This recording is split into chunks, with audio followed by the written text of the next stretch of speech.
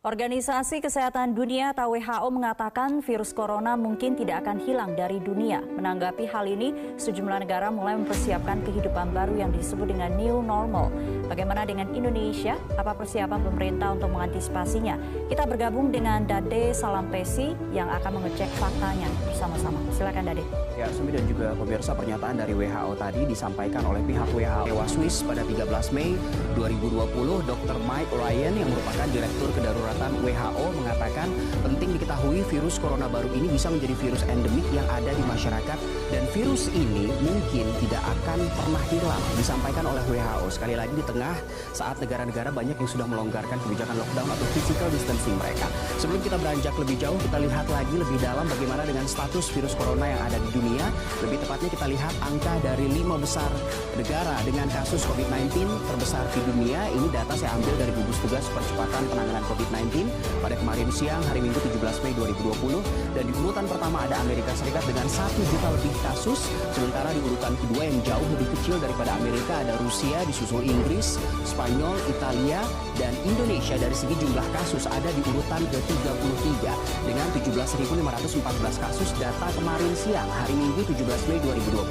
Sementara peringkat ini yang berdasarkan total kasus tidak sama dengan angka kematian, karena kalau berdasarkan dengan angka kematian Amerika memang ada di peringkat 1, 83.000 lebih. Sementara di peringkat 2 bukan Rusia melainkan Inggris dan disusul Italia, pemirsa. Sementara Indonesia ada 1.148 kematian, dan kalau kita melihat secara global sejauh ini sudah ada 216 negara yang dilaporkan terinfeksi virus COVID-19.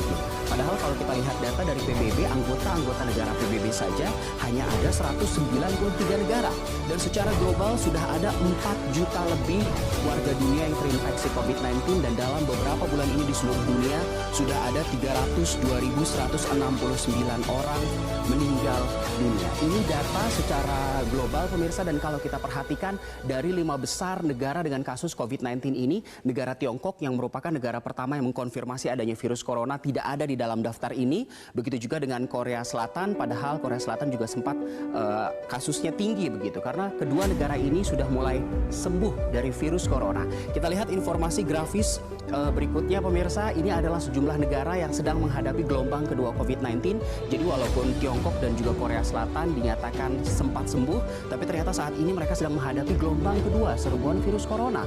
Kita mulai dari Tiongkok yang setelah membuka lockdownnya, khususnya di Provinsi Hubei di kota Wuhan, ternyata saat ini melaporkan ada 14 kasus baru pada 10 Mei 2020 dan sampai saat ini 18 Mei terus bertambah. Korea Selatan juga menghadapi gelombang kedua dari virus corona. Sama seperti Tiongkok melaporkan kasus pertama ini pada 10 Mei 2020, padahal saat itu di Korea Selatan sempat sebulan lebih 0 penambahan kasus harian.